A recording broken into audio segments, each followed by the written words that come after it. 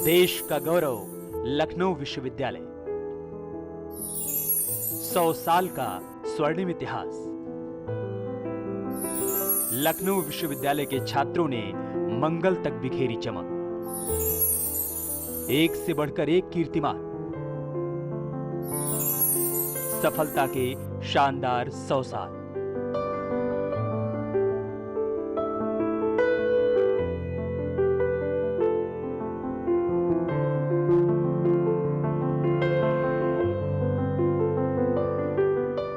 प्रदेश ही नहीं, देश ही नहीं, पूरी दुनिया में शिक्षा जगत के ध्रुव तारे की तरह जगमगा रहा है लखनऊ विश्वविद्यालय।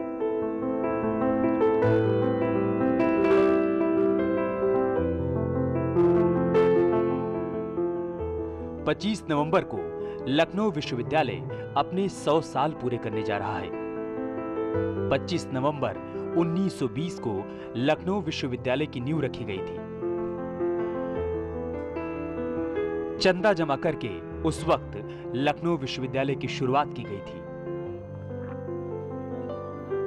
नमस्कार, स्वागत है आपका न्यूज 18 पर। मैं हूं आपके साथ अनामिका सिंह। अवध के तालुकेदारों के ख्वाबों की तस्वीर लखनऊ विश्वविद्यालय अपनी उम्र के 100वें वर्ष पूरा करने की दहलीज पर है। 25 नवंबर 1920 की वो तारीख थी जब इसकी नींव रखी गई थी और आज इस पूरे 99 वर्ष के कार्यकाल को अगर देखा जाए तो हर वो साल अपने आप में गौरवशाली इतिहास को समेटे हुए है और इतिहास का हर वो पन्ना आज अपनी कहानी खुद बयां कर रहा है।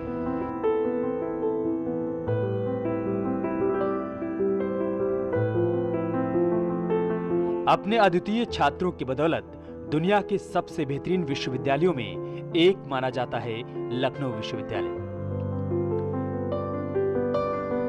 लखनऊ विश्वविद्यालय, मैसूर विश्वविद्यालय और बनारस हिंदू विश्वविद्यालय के बाद तीसरा ऐसा भारतीय विश्वविद्यालय बन जाएगा जिसके 100 वर्ष पूरे होने के उपलक्ष्य में 100 रुपए का स्मारक सिक्का जारी किया जाएगा।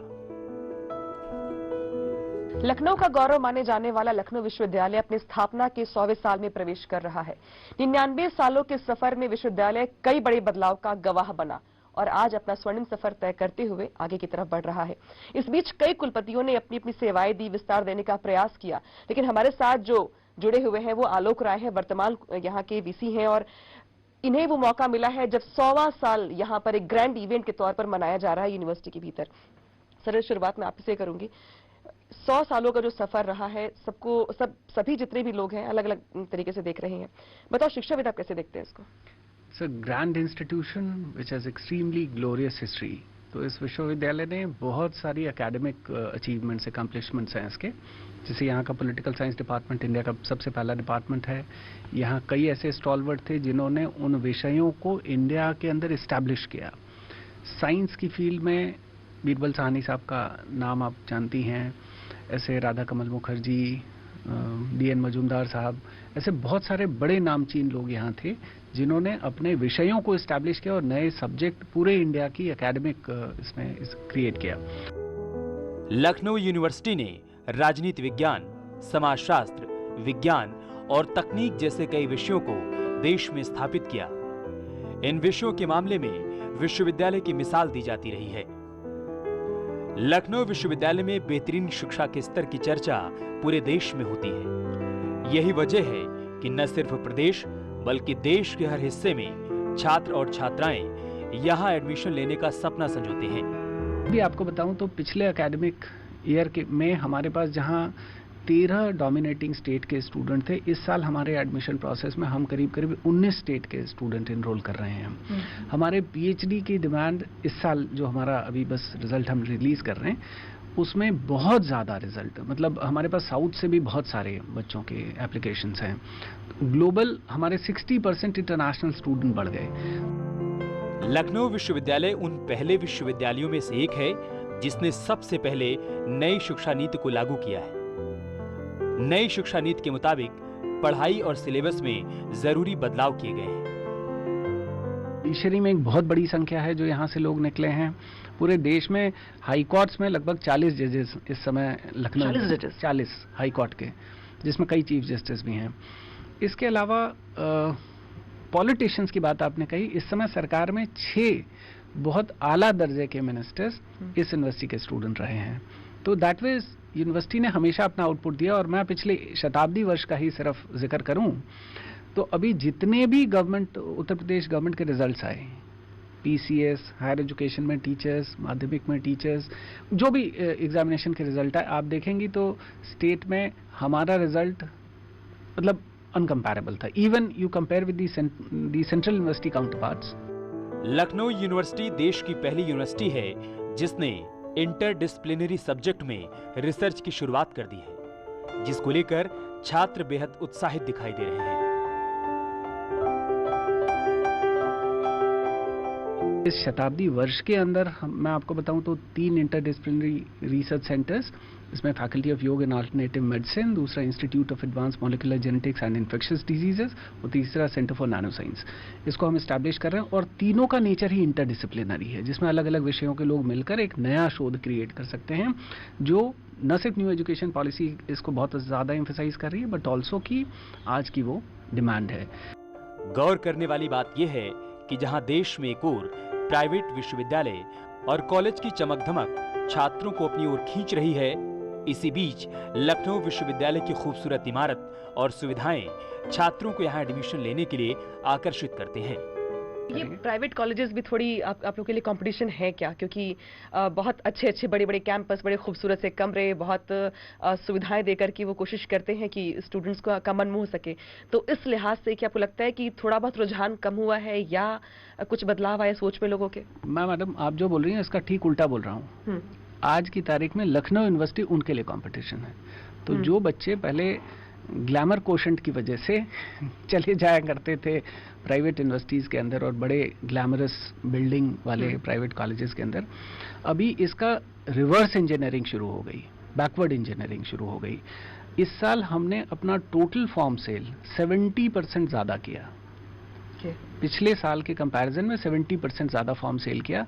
और ये मैं तब कह रहा हूँ जबकि कोरोना की वजह से ओवरऑल फॉर्म सेल हर जगह घट गया। और आप रेस्पेक्टिव उन प्राइवेट कॉलेजेस और यूनिवर्सिटीज़ के फॉर्म से कंपेयर कर लें, उन सब के फॉर्म घट गए, हमारे बढ़ गए हैं। तो ये एक ब्रांड रिजुविनेशन है। हमने अपनी वेबसाइट पर हमारे पिछले 8 महीने में करीब 1,90,00,000 का हिट है हमारे।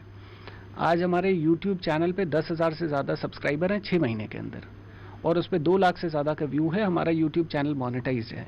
तो जो आप कह रही हैं शताब्दी वर्ष में एक complete procedural simplification and process optimization with information technology implementation, इसके थ्रू हम अपने पूरे प्रोसेस को जितना ज़्यादा स्टूडेंट फ्रेंडली हो सकता है उतना ज़्यादा कर रहे हैं, उतना कम्युनिकेटिव कर रहे हैं। यानी न सिर्फ शिक्षा बल्कि आधुनिकता और सुविधा के स्तर पर भी लखनऊ विश्वविद्यालय का कोई जवाब नहीं है।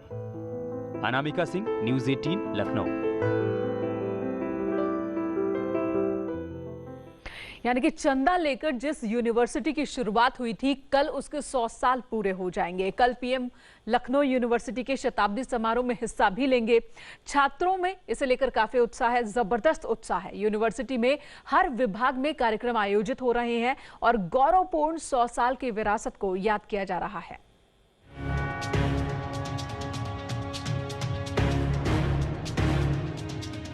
लखनऊ यूनिवर्सिटी के शताब्दी वर्ष समारोह की शुरुआत सीएम योगी ने की थी। इस मौके पर उप मुख्यमंत्री दिनेश शर्मा भी मौजूद थे। सीएम योगी ने लखनऊ यूनिवर्सिटी की उपलब्धियों का जिक्र करते हुए कहा था कि आने वाले 100 सालों में भी ये विश्वविद्यालय सफलता के नए कीर्तिमान स्थापित करता रहेगा। कॉम्पिटिशन्स ऑर्गेनाइज किए गए हैं। इसके अलावा जो स्टूडेंट बेहतर परफॉर्म करेंगे उन्हें सम्मानित भी किया जाएगा, और पोस्टर बनाने से लेकर के जो टेक्निकल चीजें भी होती हैं। तो मैम मैंने ये बनाया है कि जैसे अगर पेड़ नहीं होंगे तो हमारा हार्ट भी वर्क नहीं करेगा, क्योंकि मैम हमें ऑक्सीजन की बहुत ज़रूरत होती है। काफ़ी गौरव की बात है कि हमारे 100 ईयर पूरे हो गए। मतलब अंग्रेज़ों के टाइम की यूनिवर्सिटी है और पीएम मोदी हमारे साथ डिजिटली जुड़े रहेंगे। तो जिस चीज़ पे थीम है हमारी कि हम साइंस एंड टेक्नोलॉजी को यहाँ पे दिखाएं, दर्शाएं कैसे, तो डिजिटल टेक्नोलॉजी का सबसे बड़ा एग्जांपल ये है कि हमारे साथ वर्चुअली प्रधानमंत्री जी जुड़े रहेंगे।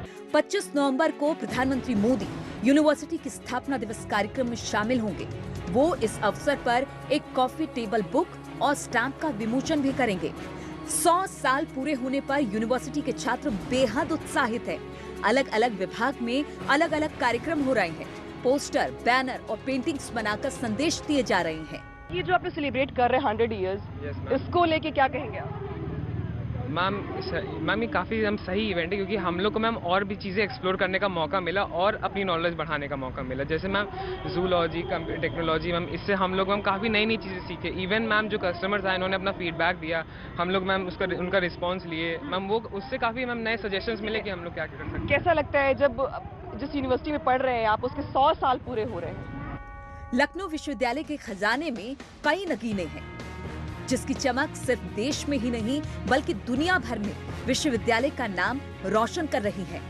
जाकिर हुसैन, डॉक्टर शंकर दयाल शर्मा, केसी पंत जैसे नेता यहाँ से निकले, तो कवि प्रदीप और कुर्तुलैन हैदर जैसे उर्दू लेखक और उपन्यासकार भी इसी विश्वविद्यालय की देन है। भूगर्भ शास्त्र के नाम से नया विषय शुरू करने वाले डॉक्टर बीरबल साहनी और मिशन मंगल के निदेशक डॉक्टर ऋतु करधर श्रीवास्तव ने भी लखनऊ यूनिवर्सिटी से शिक्षा हासिल की है।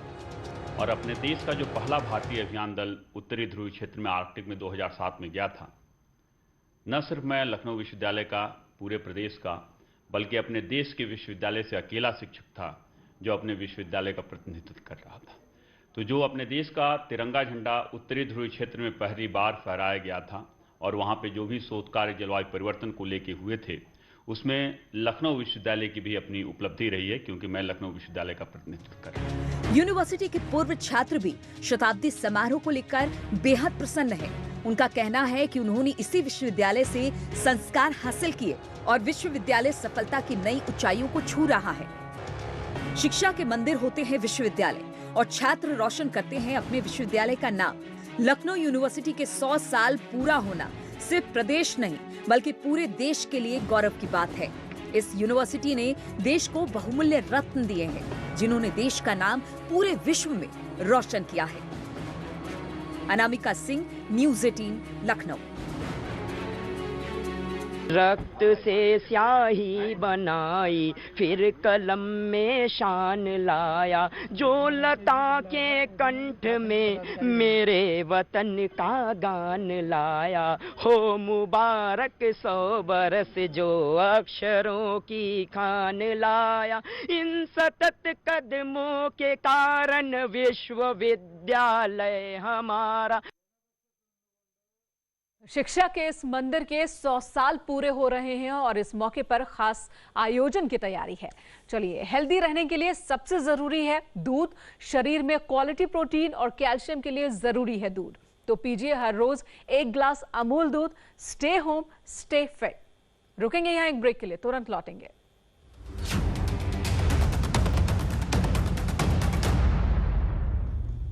गाजियाबाद प्रशासन का बड़ा फैसला सामने आया है। दिल्ली से गाजियाबाद लौटने पर कोरोना टेस्ट होगा।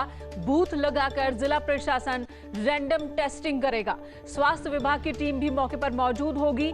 टेस्टिंग का ब्यौरा भी रखा जाएगा सुरक्षित। कोरोना के बढ़ते मामलों को देखते हुए यह फैसला लिया गया है। इससे पहले भी कहा गया था कि बॉर्डर पर सख्ती ज्यादा होगी। अब गाजियाबाद प्रशासन की ओर से एक बड़ा फैसला लिया गया है। जो भी लोग दिल्ली और गाजियाबाद के बीच आना जाना रोज करते हैं, जब वो दिल्ली से लौटेंगे गाजियाबाद की ओर तो रैंडम टेस्टिंग होगी। बॉर्डर पर बूथ लगाकर बाकायदा मेडिकल विभाग की टीम भी मौके पर मौजूद होगी, जो कि रैंडम टेस्टिंग करेगी। और ये टेस्टिंग इसलिए किया जाएगा ताकि कोरोना के जो गंभीर स्थिति में हालात एक बार फिर से खासकर दिल्ली में पहुंचते जा रहे हैं, तो ऐसे में संक्रमण का ये खतरा, ये डर गाजियाबाद में, नोएडा में न घुसे और उसे कम से कम किया जा सके खतरे को, जिसके लिए ये बड़ा फैसला लिया गया है। बूथ लगाकर रैंडम टेस्टिंग होगी उन सभी लोगों की, रैंडम टेस्टिंग जो कि दिल्ली से गाजियाबाद में प्रवेश करेंगे।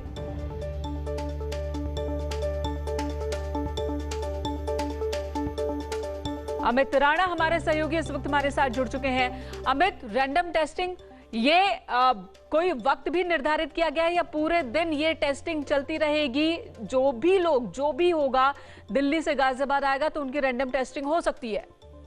जी, शुरुआती दौर में जो जिला प्रशासन ने फैसला लिया है, शुरुआती दौर में शाम के समय जितने भी लोग दिल्ली से वापस गाजियाबाद की ओर आएंगे उनका जो है रैंडमली टेस्ट किया जाएगा, उनका सैंपल ली जाएगी और साथ ही इस टेस्टिंग का ब्यौरा भी पूरी तरीके से सुरक्षित रखा जाएगा।